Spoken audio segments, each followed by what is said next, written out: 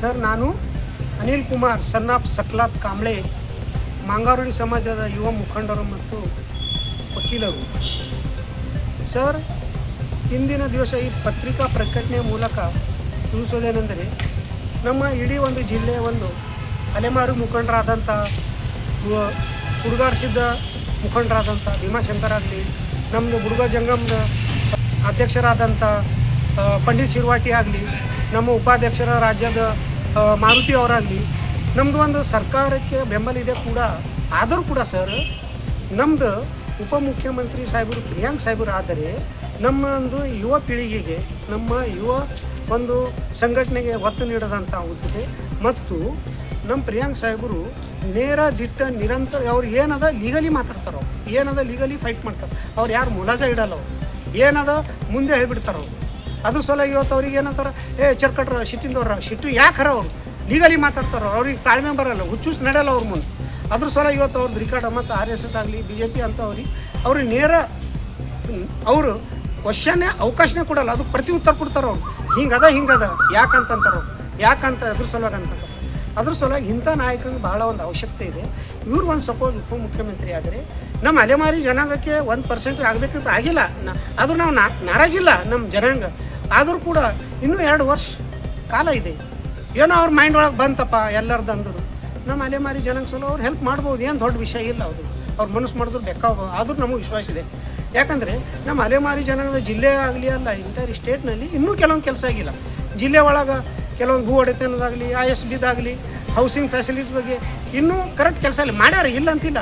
ಆದರೂ ಎಷ್ಟು ಪ್ರಮಾಣದಲ್ಲಿ ಮಾಡಬೇಕಿತ್ತು ಅಷ್ಟು ಆಗಿಲ್ಲ. ಆದ್ದರಿಂದ ಅವ್ರಿಗೆ ಮುಂದಿನ ದಿನಗಳಲ್ಲಿ ಈ ಒಂದು ದೊಡ್ಡ ಉನ್ನತ ಅಧಿಕಾರ ಕೊಟ್ಟರಂದು ಅವ್ರು ಮಾಡ್ಬೋದು ಅಂತ ನಮಗೆ ವಿಶ್ವಾಸ ಇದೆ. ಅದೇ ರೀತಿಯಾಗಿ ನಮ್ಮ ಅಲ್ಲಂ ಪ್ರಭು ಪಾಟೀಲ್ ಸಾಹೇಬರು ಗ್ರಾಮ ಪಂಚಾಯತ್ ಹಿಡಿದು ಜಿಲ್ಲಾ ಪಂಚಾಯತ್ ಹಿಡಿದು ಅಧ್ಯಕ್ಷ ಆಗಿದ್ದಾರೆ ಮತ್ತು ಜಿಲ್ಲಾ ಅಧ್ಯಕ್ಷ ಆಗಿದ್ದಾರೆ ಮತ್ತು MLC 2 ಸತಿ ಆಕಾಶಿ. ಅವ್ರು ಪ್ರತಿ ಒಂದ್ರದ್ದು ಅವ್ರಿಗೆ ಅನುಭವ ಇದೆ. ಧರಮ್ ಸಿಂಗ್ ಸಾಹೇಬರು ಮುಖ್ಯಮಂತ್ರಿ ಇದ್ದಾಗ ವಿಧಾನಸೌಧದಲ್ಲಿ ಯಾವ ಅಡ್ಮಿನಿಸ್ಟ್ರೇಟಿವ್ ಏನು ಆಫೀಸರ್ ಅವ್ರಿಗೆ ಸಂಪೂರ್ಣವಾದ ನಾಲೆಜ್ ಇದೆ, ಸೀನಿಯಾರಿಟಿ ಇದೆ ಅವ್ರಿಗೆ. ಅದರಿಂದ ಒಂದು ಮಂತ್ರಿ ಸ್ಥಾನ ಕೊಟ್ಟರು ಅಂದ್ರೆ ಅವರಿಗೆ ನಮ್ಮ ಅಲೆಮಾರಿ ಜನಾಂಗದ ಕೆಲಸ ಆಗ ದೊಡ್ಡ ಮಾತಿಲ್ಲ. ಅವ್ರು ನಮ್ಮ ಅಲೆಮಾರಿ ಜನಾಂಗದ ಬಗ್ಗೆ ಇವತ್ತಿಗೂ ಕೂಡ ಅಷ್ಟೇ ಕಾಳಜಿ ಅದ ನಮ್ಮ ಅಲ್ಲಂ ಪ್ರಭು ಪಾಟೀಲ್ ಸಾಹೇಬ್. ಮತ್ತು ಅವರು ನಮ್ಮ ಅಲೆಮಾರಿ ಜನಾಂಗ ಯಾರು ಭೀ ಅಲ್ಲಿ ಹೋಗಿ ನಿಂತ್ರಿ, ಯಾವ ಭೀ ಜನಾಂಗ ಅವ್ರ ಬಳಿ ಹೋದ್ರು ಅಂದ್ರೆ ಇಮಿಡಿಯೇಟಾಗಿ ಅವಾಗಿಂದಾಗೆ ಕನ್ಸರ್ಟ್ ಆಫೀಸರ್ಗೆ ಡೈರೆಕ್ಷನ್ ಕೊಡ್ತಾರೆ, ಕನ್ಸರ್ಟ್ ಆಫೀಸರ್ಗೆ ಸೂಚನೆ ಕೊಡ್ತಾರೆ. ಮತ್ತು ಅವ್ರು ಸಪೋಸ್ ಇರಲಿಲ್ಲ ಅಂದ್ರೂ ಭೀ ಒಂದು ಸಣ್ಣ ಮಗು ಕರೆದ್ರು ಅಂದ್ರೂ ಭೀ ಅಲ್ಲಂ ಪ್ರಭು ಪಾಟೀಲ್ ಸಾಹೇಬ್ ಹೋಗಿ ಫಂಕ್ಷನ್ ಅಟೆಂಡ್ ಮಾಡ್ತಾರೆ. ಸಪೋಸ್ ಅವ್ರಿಗೆ ಅಟೆಂಡ್ ಮಾಡ್ಲಿಕ್ಕೆ ಆಗಿಲ್ಲ ಅಂದ್ರೂ ಭೀ ತನ್ನ ಮಕ್ಕಳೇನು ಹಿರಿಯ ಅಭಿಷೇಕ ಗೌಡ ಆಗಲಿ, ಶರಣು ಗೌಡ ಆಗಲಿ, ನಾ ಇವತ್ತು ಕೊಡ್ತಾ ಇದ್ದೀನಿ. ಜನ ನಮ್ದು ಅಲ್ಲಿ ದಾರಿ ಕಾಯ್ತಾ ಇದ್ದಾರೆ. ಅವ್ರು ನಮ್ಮದು ಅವ್ರಿಗೆ ವೇಟ್ ಮಾಡಿಬಿಡ್ಸ್ಬೇಡ್ದು. ನಮ್ದು ಅವ್ರ ಸಲುವಾಗಿ ನಾವು ಸೇವಕ್ ಮಾಡ್ಲಿಕ್ಕಿದ್ವಿ, ಇಮಿಡಿಯೇಟ್ ಹೋಗಿ ನೀವು ಅಟೆಂಡ್ ಮಾಡಿರಿ ಅಂತಾರೆ. ಇಂಥ MLA ಯಾರು ನೋಡಿ ಏನ್ರಿ? ಅದರಿಂದ ಇಂಥ MLA ಅವ್ರಿಗೆ ಮಿನಿಸ್ಟ್ರಿ ಕೊಟ್ಟರು ಅಂದ್ರೆ ಇನ್ನೂ ಒಳ್ಳೇದಾಗ್ತದೆ, ಇನ್ನೂ ಸಾರ್ವಜನಿಕ ಕೆಲಸ ಇನ್ನೂ ಆತವೆ, ನಮ್ಮ ಅಲೆಮಾರಿಗೆ ಭೀ ಆತವೆ ಅಂತಿಷ್ಟು ಹೇಳಿ ಪತ್ರಿಕಾ ಮೂಲಕ ನಾನು ನಮ್ಮ ಹೈಕಮಾಂಡ್ಗೆ ತಿಳಿಸ್ತಾ ಇದ್ದೀನಿ. ನಮ್ಮ ರಿಕ್ವೆಸ್ಟ್ ಇದೆ, ನಮ್ಮ ಒತ್ತಾಯ ಇದೆ.